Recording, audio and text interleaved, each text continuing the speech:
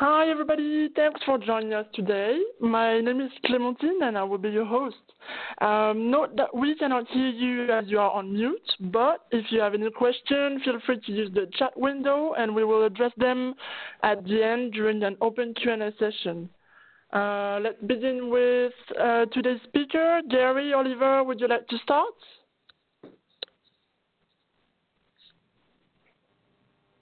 Absolutely. It's been a bit, I think, since we've got around to doing one of our technical webinars.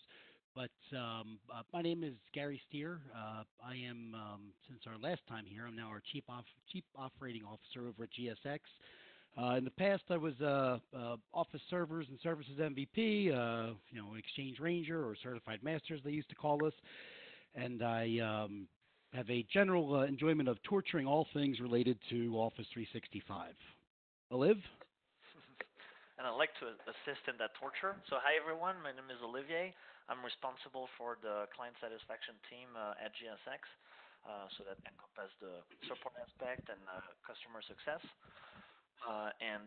Yes, I'm happy to be back in this webinar technical series that we've started with Gary.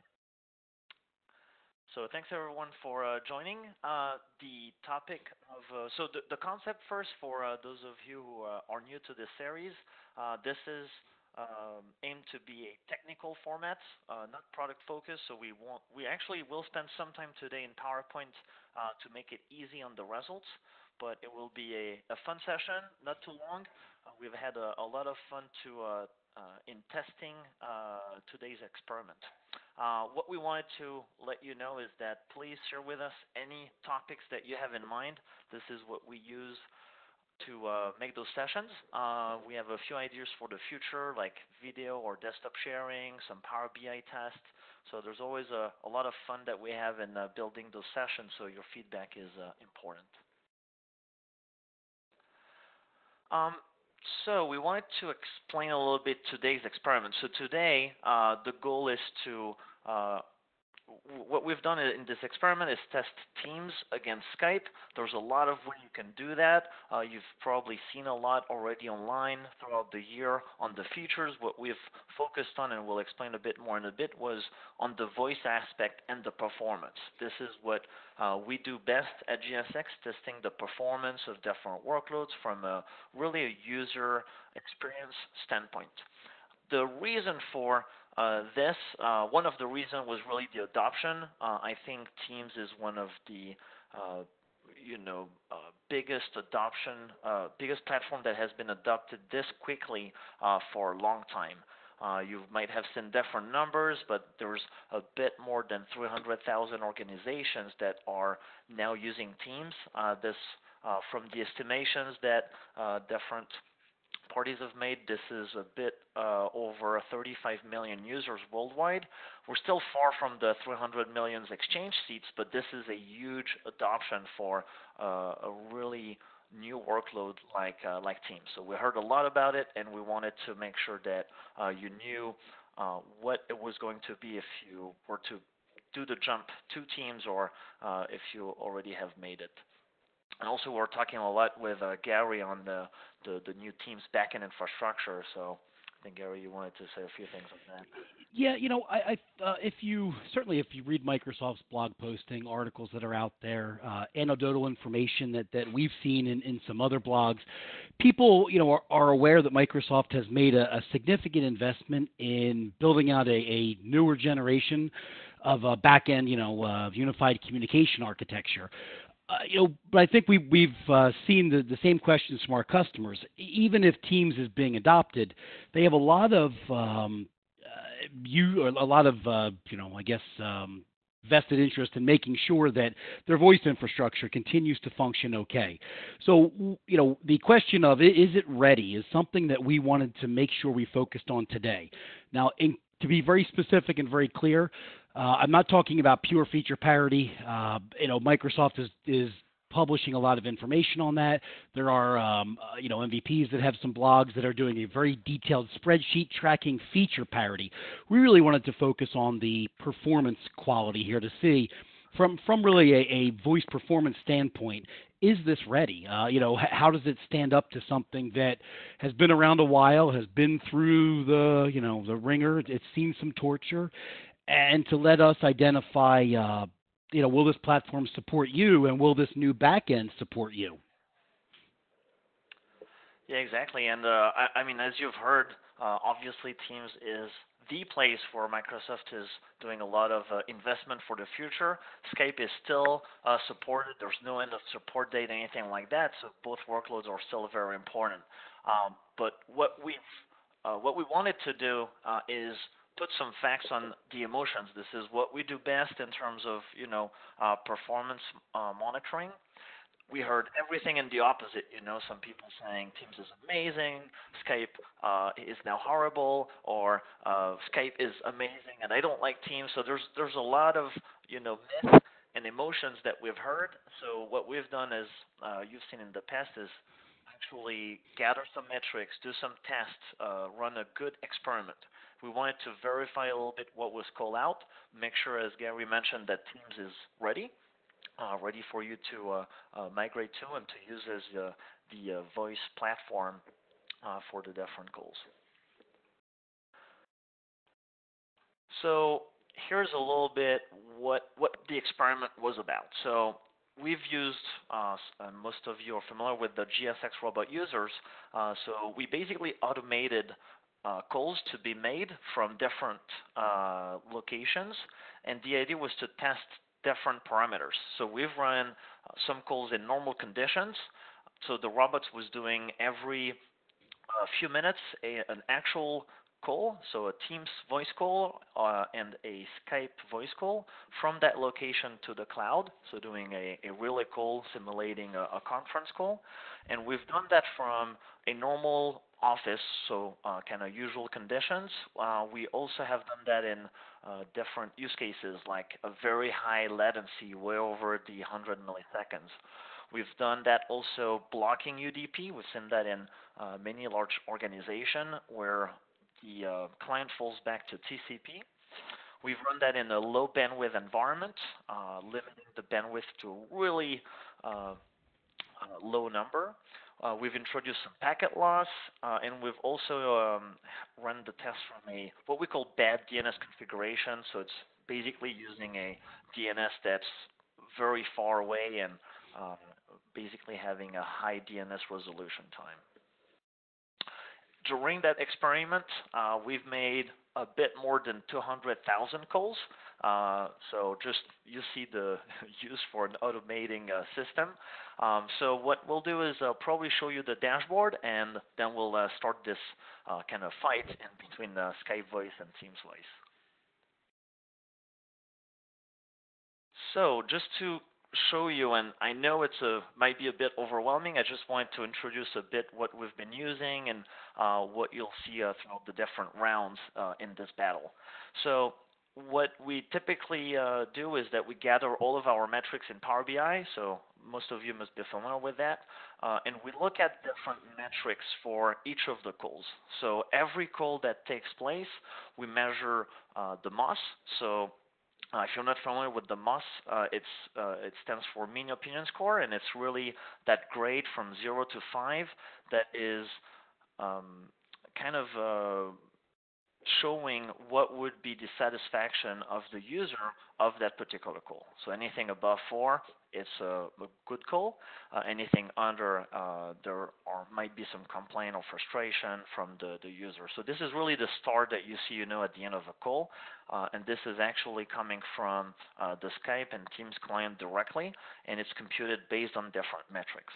So we also show those different metrics. We've selected a few here, like the packet loss, packet reorder, the round trip time, the jitter, and the estimated bandwidth used during these calls. So it's really a way to have facts and metrics. What we're going to use a lot in the next few slides I will show is really around the MOS, because this is the aggregation of the different metrics.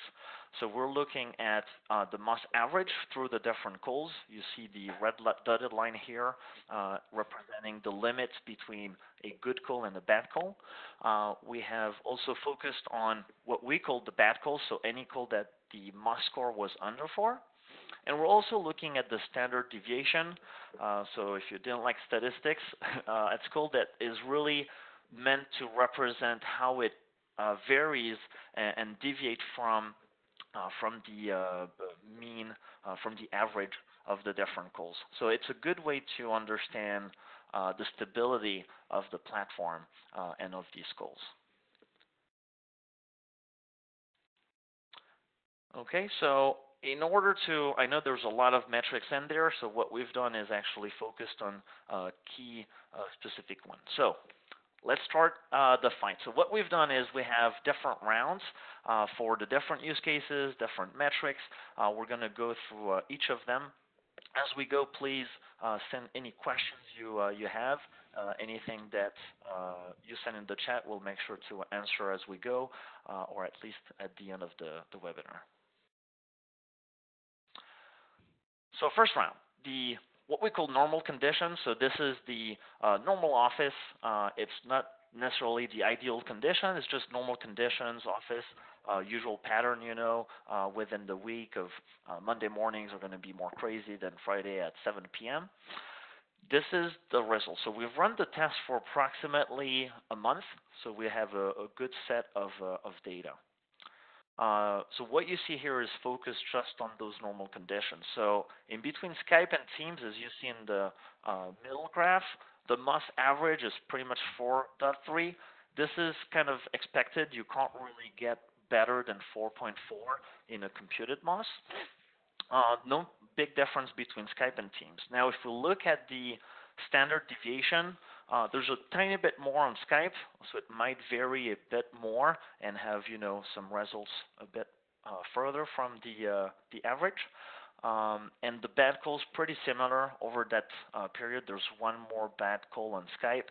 Nothing that we can really call out, so this would really be a draw in this round between Skype and Teams.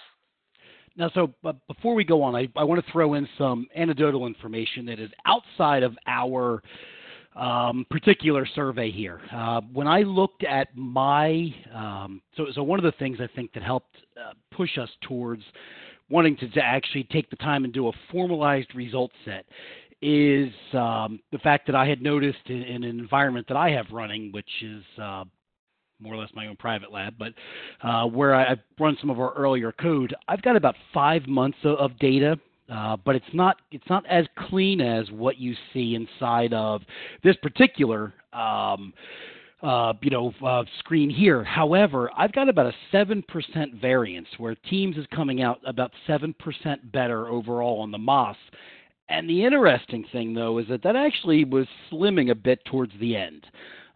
Again, not part of the calculated test, so we'll let this result stand. But it was just an interesting side note, because when we were going through these, I noticed that it was, in fairness, it's a draw. It's too close to really call one a winner over the other. But, in my environment over a historical longer period of time, again, with less load, higher bandwidth, it came out better. The performance was better inside of the Teams world. So just an interesting note to throw into the side there for, to make the results even more of a draw, if you will. Yeah, exactly. Thank you, Gary. And we needed to find a good threshold to determine, who's winning. So this is where it stands. So the next round was the bad DNS. So this is where we're using a DNS that's really not ideal. It's geographically far away, causing some higher DNS resolution time. So here it was a bit hard to actually pick anyone as well, because so you see on the average we're getting similar for the 3 MOS average. On the standard deviation, there's definitely more on the Skype side, but at the same time, we've seen a couple of more bad calls within teams. So maybe less deviation, more stability on the team side, but a couple of additional drops under that 4.0 must score. So hard to pick a winner here. Again, don't worry, the fight is not only draw rounds, but here again, yeah, we have to call a draw for this particular round. Next one, the high latency. So what we've done here is that, and in several environments we see that a high latency, so we've actually injected a 100 milliseconds delay for each of the network packets. So you can see actually the Skype and Teams client are doing a good job to overcome this challenge. The must score is still a 4.3. However, here you're going to see it's definitely interesting on the standard deviation. The Skype client is much lower for some reason. The Teams client stays at 0.11 standard deviation. And on the bad calls, this is really obvious. You see there is twice as much bad calls on the Teams client side than there is on the Skype client side. So a total of 23, what we call bad calls. Those could be 3.8, like you could possibly hear the other person, just probably some distortion, robotic voice, but still considered a bad calls. So twice as much for Teams. So on this round, definitely the winner would be Skype on the voice call. Next one, low bandwidth. So here, what we've done is we've really limited the bandwidth on the calls. So this was actually a pretty hard torture. We've limited to something like 40 kilobits per second. This is why you see the average of the calls are pretty bad. We're averaging a 2.5 or so must score. Standard deviation pretty similar for both, so we can't conclude anything. There is a 0.1 must average that's better for Teams throughout the different tests. And in terms of bad calls, we see there's 200 more bad calls that have taken place using Skype for the voice call. So here, again, it's not a huge difference, but definitely we can call out Teams as winning this round on the low bandwidth. So there's actually some additional color I want to throw around this bandwidth topic that I found really, really interesting. Again, as we were doing the test, tearing through the data that our software was gathering, one of the things we noticed is that Teams was consistently reporting that it had used more bandwidth. Even in the low bandwidth arena here, that it did better, it was still reporting that it used more bandwidth. And so I took it a step further. We wanted to make sure that there was neither a defect in the Teams client reporting of the bandwidth it's using, nor inside of our software, just to make sure that we weren't missing something. But at the end of it, I isolated some systems in my environment. Logged everything that they were doing to and from and based on protocol. And we're actually seeing, quite interestingly, a rather consistent bandwidth variance to where Teams is using about 3.2 to 3.3% more bandwidth across the board, with the bulk of that being inside of the UDP protocol. So the protocol that would be used as part of voice. It was kind of surprising because when you look at a lot of these things that are our draw, when we do this torture that's low bandwidth, to see that it actually is somehow managing a slightly better call while focusing in on or using more data, more actual data moving across the wire. It was I think one of the things that surprised us a bit, seeing that, but I know a lot of the Microsoft guidance as well talks about some things are. There's some things actually will use more bandwidth and others are more efficient, but from what we're seeing so far, voice is about a 3.2 to 3.3% increase in utilization. And that's, like I said, that has been consistent in our testing and verified outside of our software as well. It's what we're seeing, travel, through the firewall.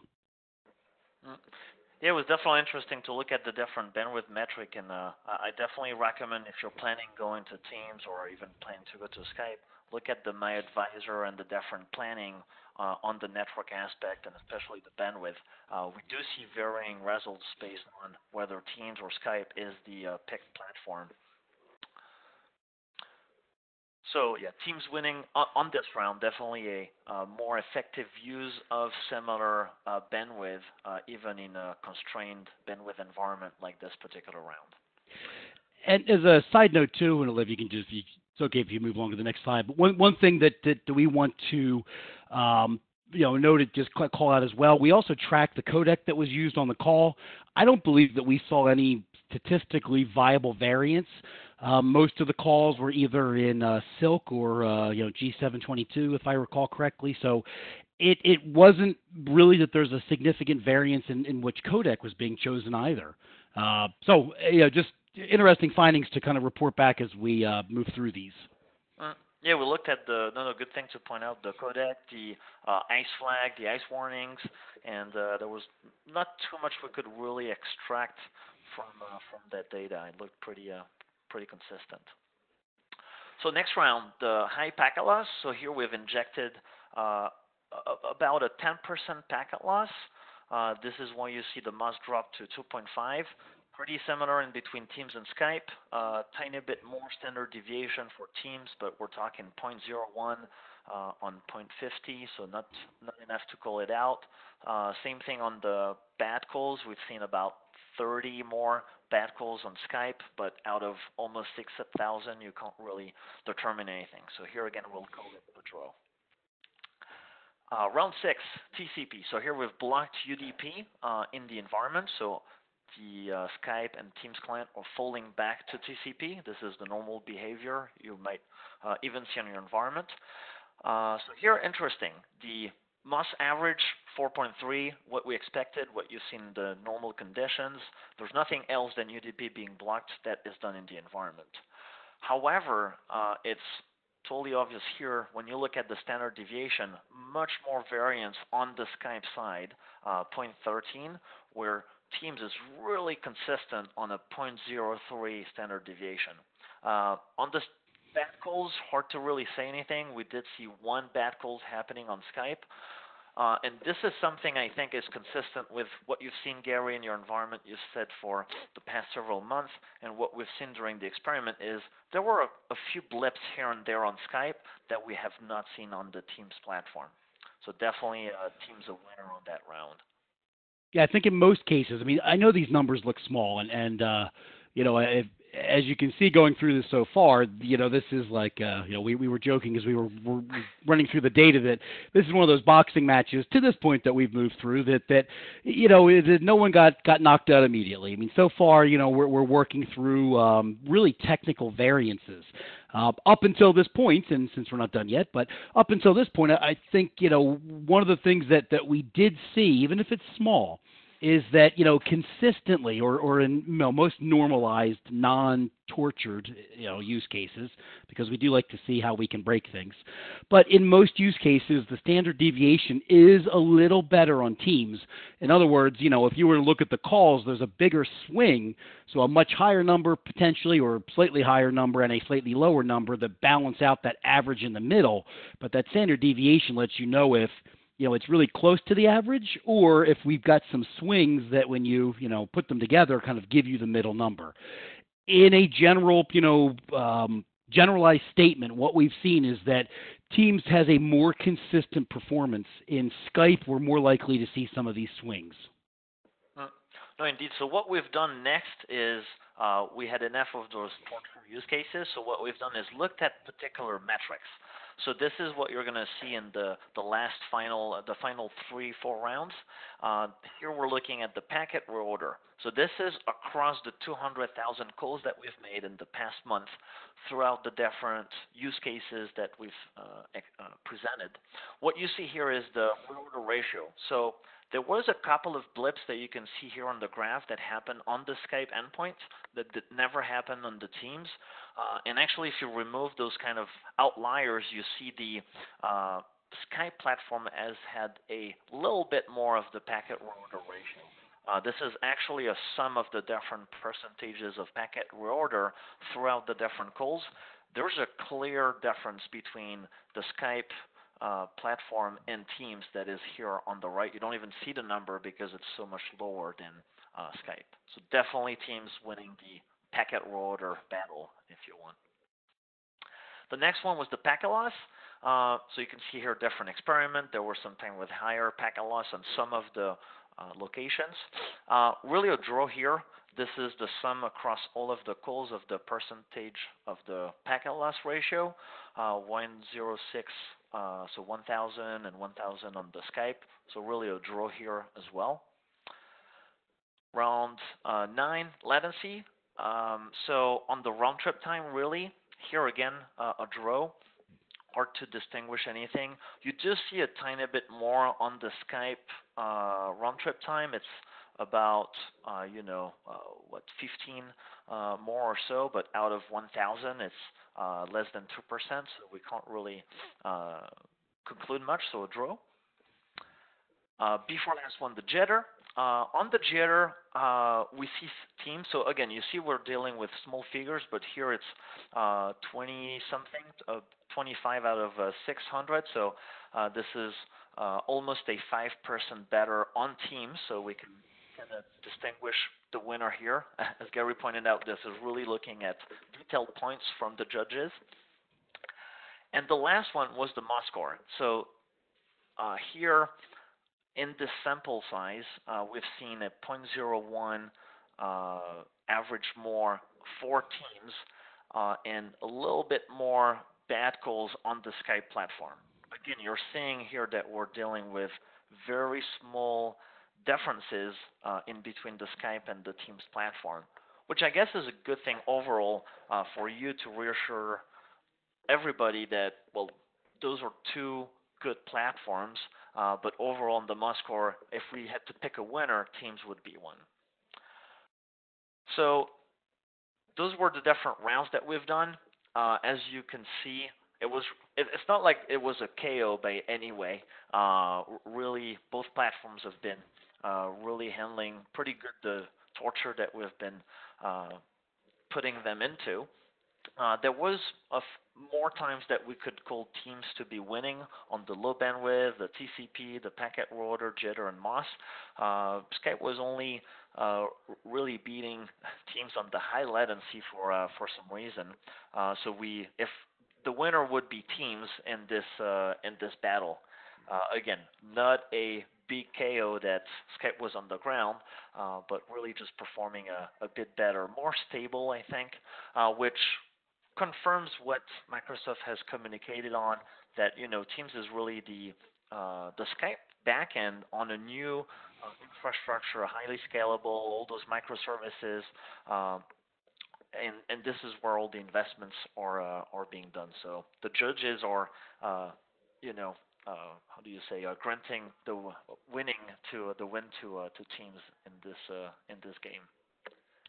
So a few points, as I think there was anecdotal information that helped play into this.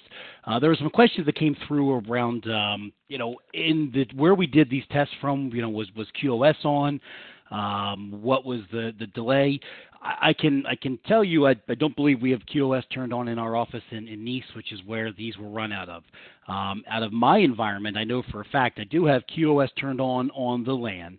I have a 14 millisecond delay to the Microsoft data center, which is, to the test endpoint, if you will, for both Skype and Teams. And I saw a lot of interesting alignment that in some of the cases, some of the loopback testing as we were running through here, they were ending up in the same class C. Personally, I did not have an overlap in the actual target IP, but the data was effectively going to the same network range when we were getting there.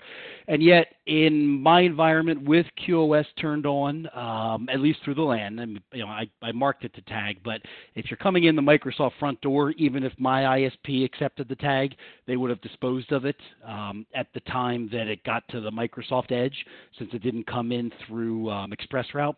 So ultimately, I did see a consistent, better result out of the Microsoft Teams world with QoS turned on, with a low latency environment.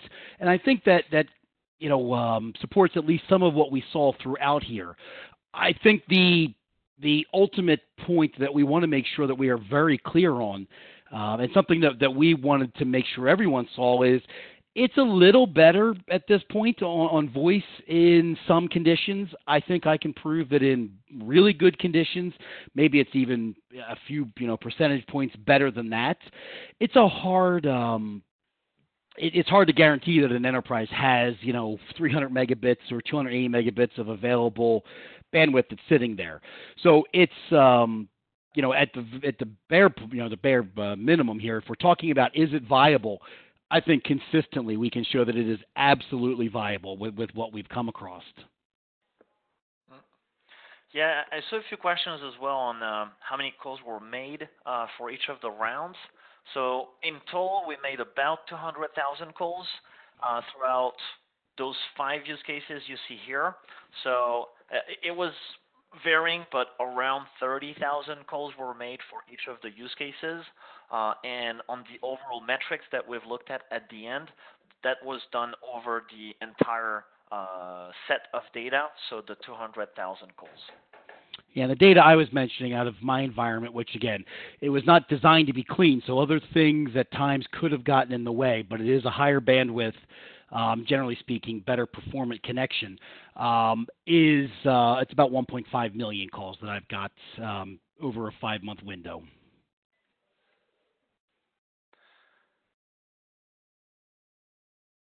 And yeah, so please send if you have any other questions. What we wanted to say is really what's important. So here, really, the conclusion is, well, yes, Teams definitely seems ready. If you have not considered it yet, you will have to consider it. Where we can definitely help you with is you should run tests. You should do some planning on the network side, bandwidth, and you should actually test it in real. The theory is good to plan, but the testing the reality is critical. So we recommend to run different tests in the worst condition, gather a lot of metrics. You're going to get a lot of different feedback and emotions from the end users. You can only make sense of them if you have the metrics, the facts to back them up, and run the tests from the different locations. Too often I hear, I'm testing from my headquarters, everybody will be getting the same experience. Well, definitely not. And if you do connect all the offices to a central headquarters, this is going to probably add, delay, impact the performance of those calls.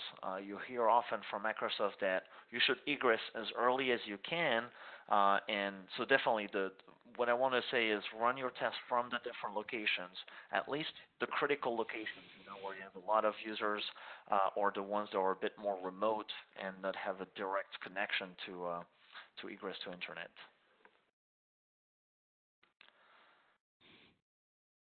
Okay, so do we have any other questions? There's a few that have come in. Headsets, we haven't done a detailed analysis. Certainly, I think and I'm kind of biased. I'm on a Mac, so mine has actually been generally okay. I know many of my Windows peers have had some trouble, but with the way that we run the client and utilize the endpoint, I would have to check with our developers to see if we are careful to vary between a general audio device or if we have Windows flag it as a communication device. So I can check on that. We can certainly get an answer back out. I'm not certain if we are careful to tag it as a communications device or just a general audio device. In terms of what's required to run our software, it's just a Windows system, either a virtual machine, small. We've got these like tiny micro stick computers, if you will. The Teams ones are reasonably light, depending upon, unless you're getting into things like screen sharing and video, because the Teams client, until the non-Electron version is released, it can be heavy if you're doing a lot of different things. It can be quite intensive. We do see the voice being not too terrible on the newer versions of the client, but it's so a Windows VM, 2 to 4 gigs of RAM, depending upon. how many other scenarios you're running, because we do actually a lot more than just Teams.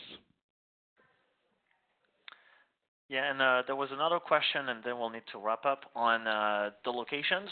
So a lot of these tests were done from one of the office in France against a European tenant.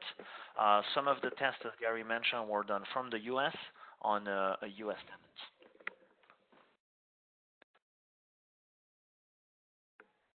Okay. I think we're okay. Well, I think we are about to go over time, so we are going to end the session here.